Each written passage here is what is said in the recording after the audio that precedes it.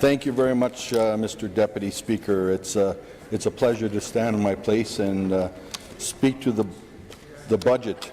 First, I'd like to thank a number of people. First of all, I'd like to thank my constituents who, it's very humbling to have the support that I received. Of course, being on the team and on the team with the Premier was a big part of it, but I just want to thank my constituents one more time for returning me to this legislature. To my wife Cindy, who is educational assistant at Bigger Central 2000 School, and recognize my son Marshall, who works in the service industry in Saskatoon, and my daughter Alex, who is completing a degree in social work at the U of S as well. My daughter Lacey is on maternity leave right now from Nature Saskatchewan. Her and her partner Nick made me a proud grandpa last June. They had a little girl, and they named the baby Amara, 6 pounds 2 ounces. So I'm very proud to be a grandpa. Nick has a 5-year-old daughter from another relationship, Sarah, and so she also calls me Grandpa as well. So that's good with me. So I want to also thank my constituent assistant, Janet Hansen, who's been with me for 5 years now, and also to my casual constituency assistant, Desiree Heinz. And I've spoken about Desiree in the past. She has a little 3-year-old boy, and little Zane also calls me Grandpa. So I'm blessed with lots of grandchildren. As Government Caucus Chair, I want to take this opportunity to thank John, the Chief of Staff, and all the staff in the caucus room for the great work that they do for me and obviously for all of caucus and the help that they give us. The budget came down, as we know, and as the Premier said, it's a plan.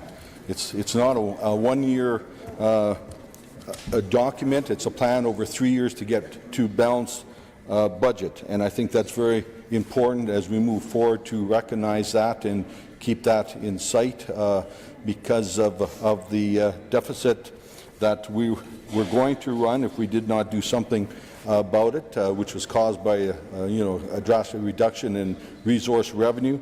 And so this plan is going to unfold over the next 3 years to a balanced budget. I think I really want to start out with some facts about taxes in this budget, which are very relevant and important that people see know these numbers and what's happening. Saskatchewan still has, even though we raised the PST by 1 point, still has the lowest PST rate of any province with a provincial sales tax.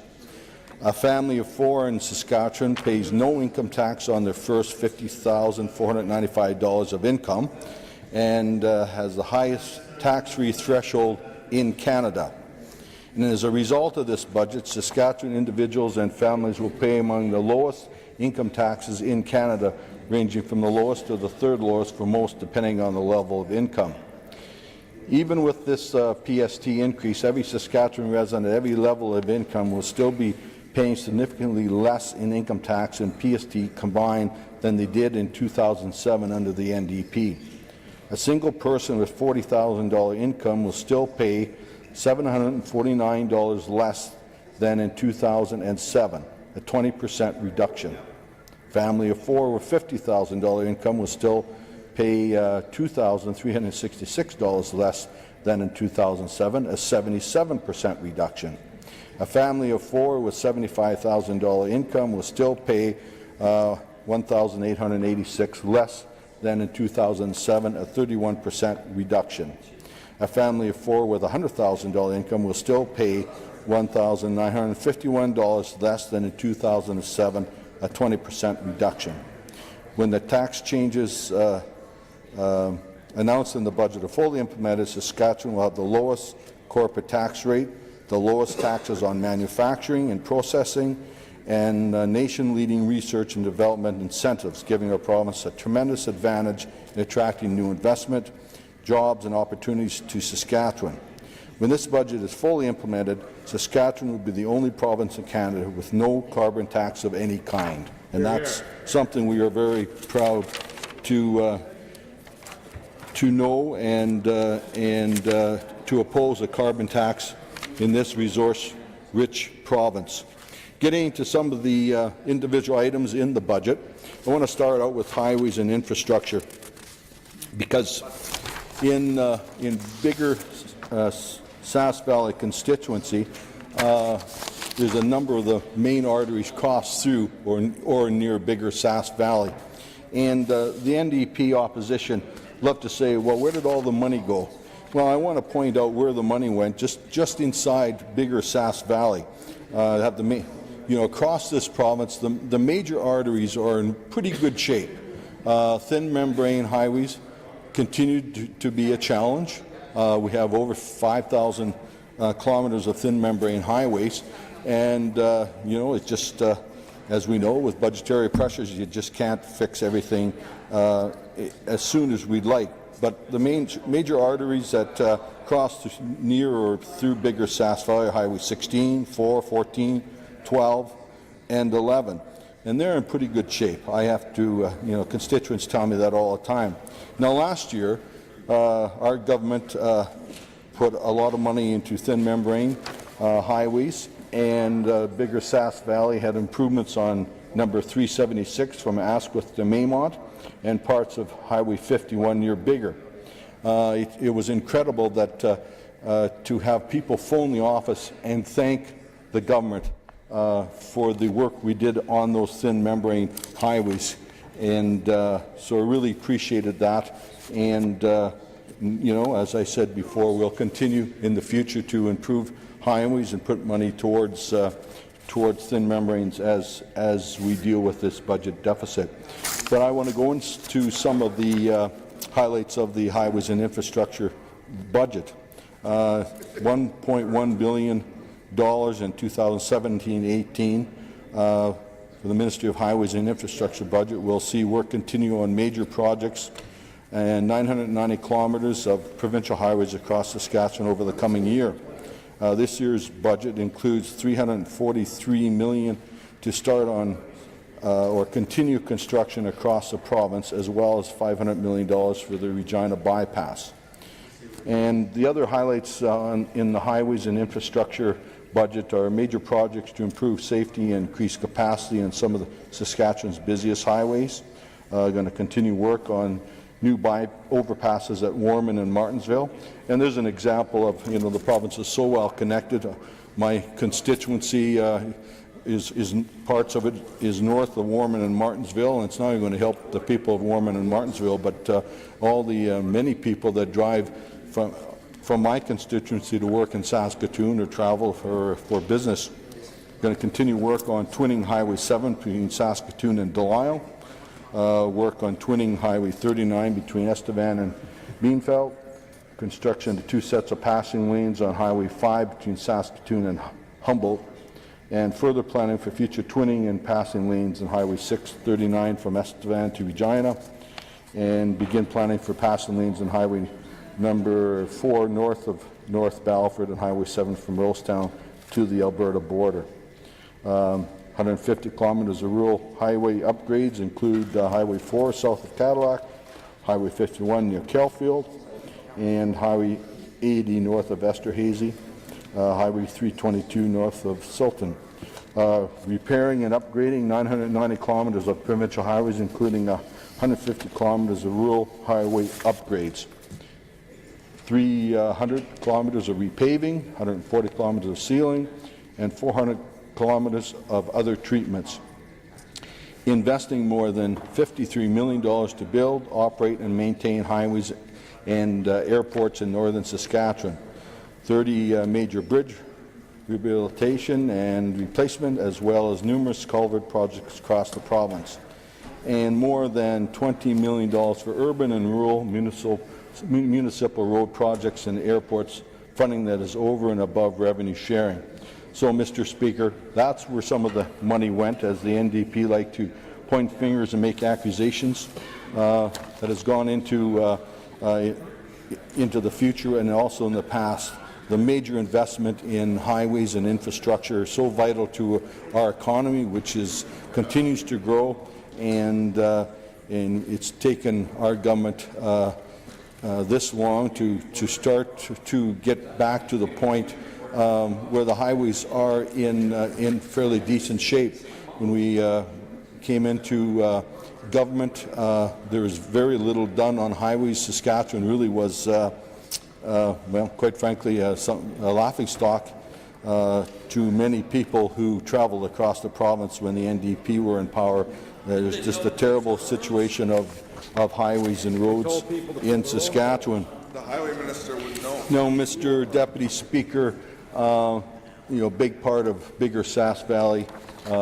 Many constituents are in agriculture. It's very important to the provincial economy and very important to bigger Sask Valley. And the Ministry of Agriculture's budget for 2017-18 is $388.6 million, which continues to support Saskatchewan's strong agriculture industry.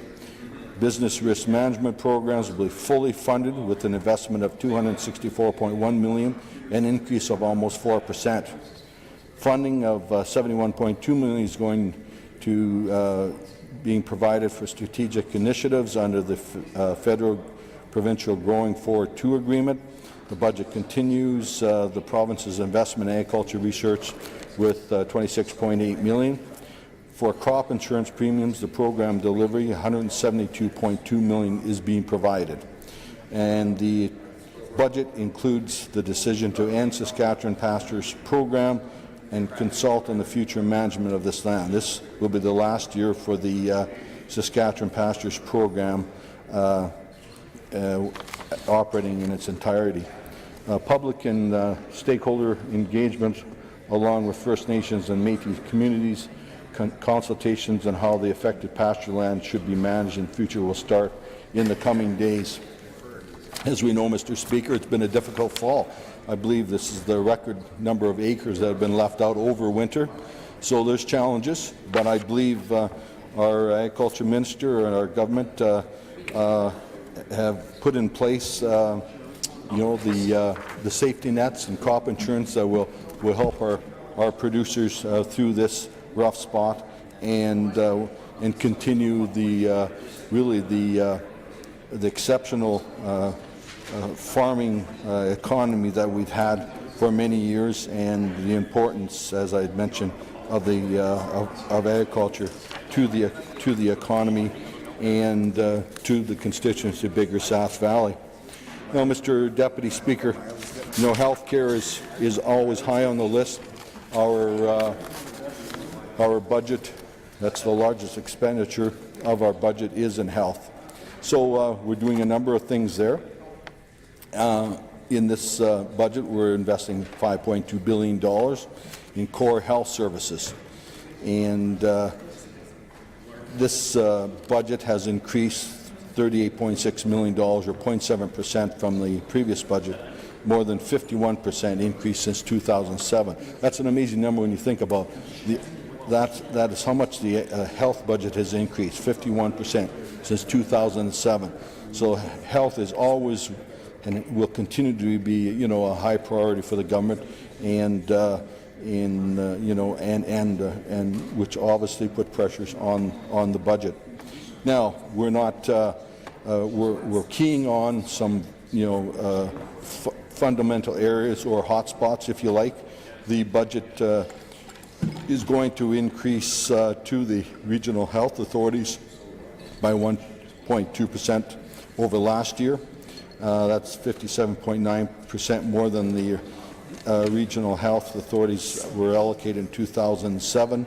So this money is going to include $12 million investment to address overcapacity pressures, which we recognize, and emergency department wait times in Regina and Saskatoon. So despite the pressures on the budget, we're focusing and keying on those hotspots or areas like emergency department wait times. Also, $24.4 million in funding to address service pressures and operating costs. We continue to commit funding in the tune of $250,000 to the Canadian National Institute for the Blind, providing $750,000 to the HPV vaccination program for boys, and this is important. We've been providing this vaccine to girls for some time, and now we're going to provide it to boys.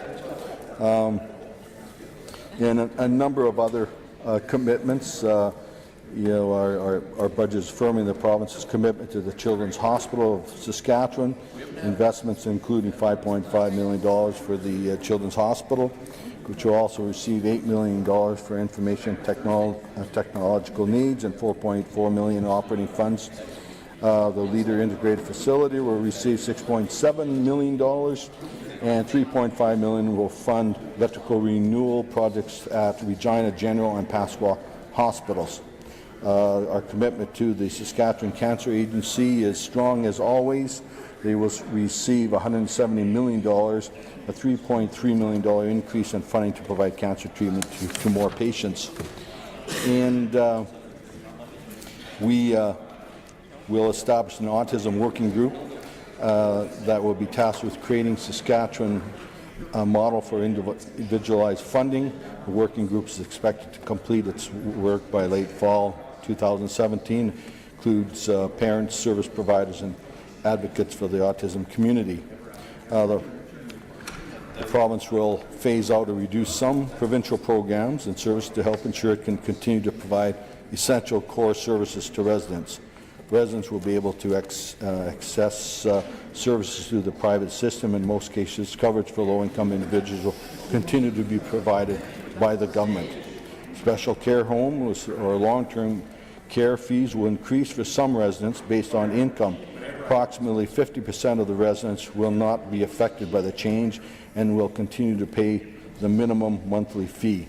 The province will continue to subsidize 83% of the overall long-term care. And so again, the NDP opposition want to know where the money goes. That's where it's going in this budget.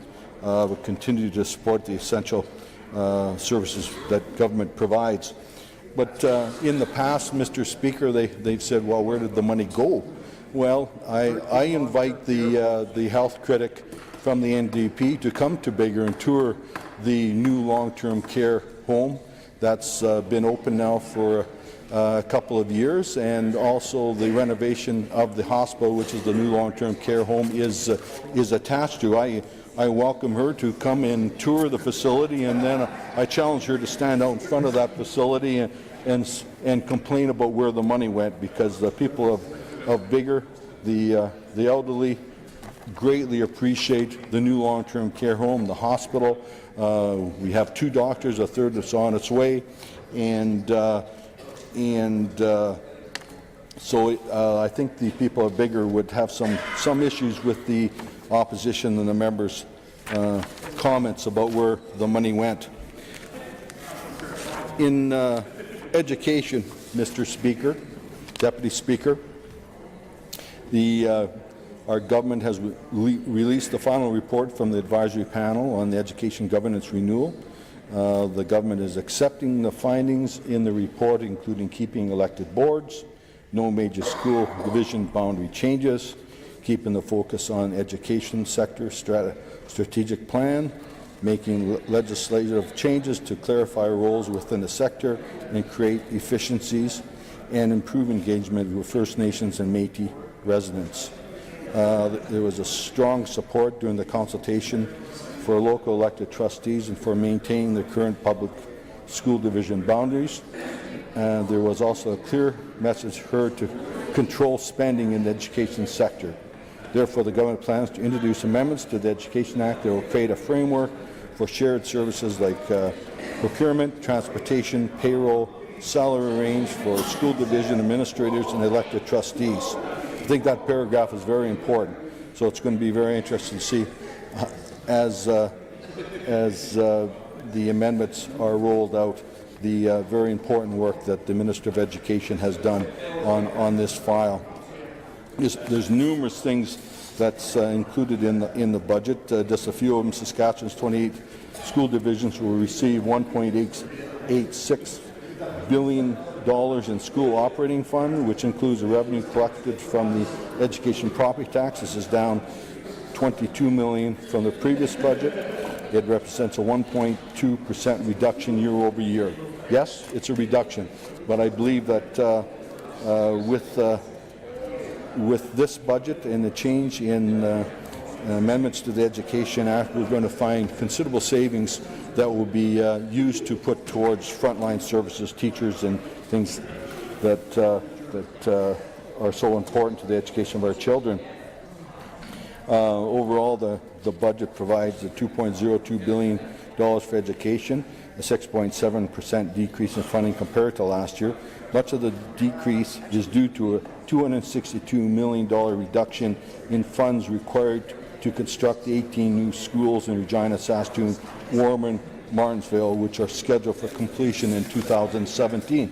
Once again, to the opposition's complaints about where the money went, well, that's where the money went. It went into schools as well. And there are a number of things that are going to continue under construction in the future, and so this is a very important budget. The one item is $55.8 million for child care funding. 889 new spaces will be created, including 810 spaces at the 18 new joint youth schools in Saskatoon, Regina, Warman, and Martensville, bringing the total number of new spaces created in the past 10 years to more than 6,000. That's very important. The one item that I'm very proud of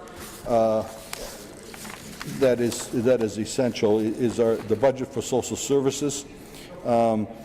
We continue to support Saskatchewan's most vulnerable people with an increase of $73 million, or a 6.9% increase to the social services budget.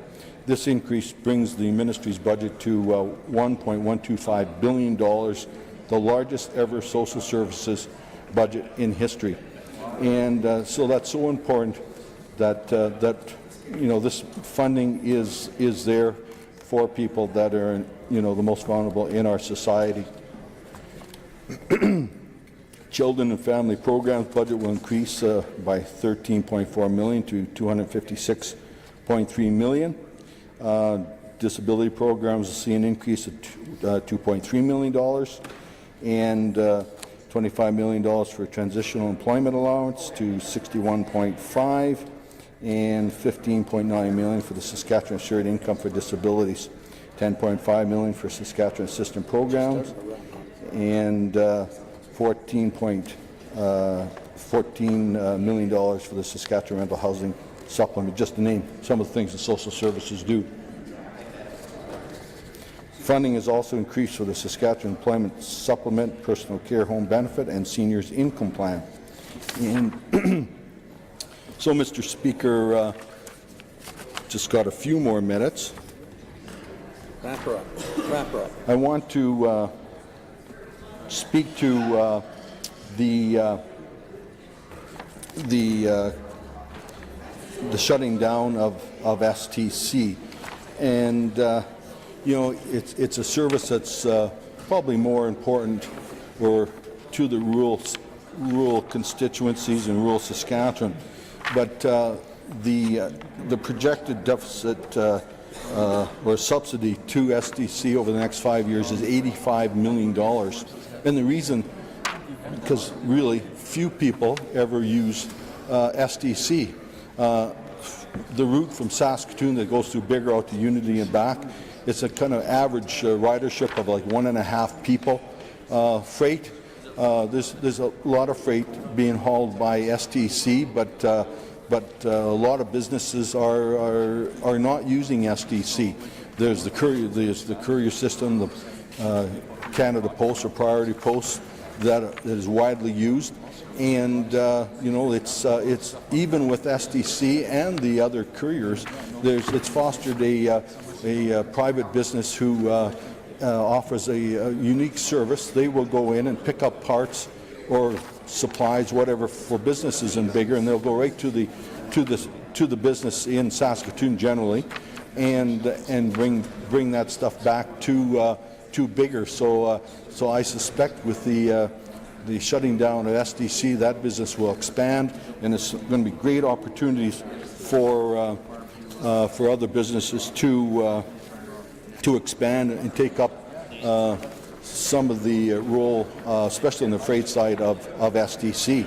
As far as as far as ridership, I mean, it's just not a lot of people using the bus service, and so in these times of restraint, I think it's only appropriate that that SDC be shut down. I'd like to speak a little bit about municipal infrastructure. We have continued to give the municipalities 1% of the PST for revenue sharing, and that's something we heard loud and clear from the towns and villages and cities. Urban revenue sharing for all cities, towns, villages, and resort villages will amount to $165.7 million in 2017-18. Revenue sharing for rural municipalities, which includes organized hamlets, will total $72.8 million. Northern municipalities will receive $19.2 million. Saskatoon, the province's largest city, will receive $46.4 million, and Regina will receive $40.5 million in municipal revenue sharing. So I think that's very important that our budget recognizes that. I only have about 1 minute, and I'd just like to wrap up my comments by saying that this is a plan for the future. This budget is going to be, the plan is going to be over 3 years, and I just want to be very clear that I totally support the motion by our finance minister, and I will not be supporting the amendment by the official opposition. Thank you.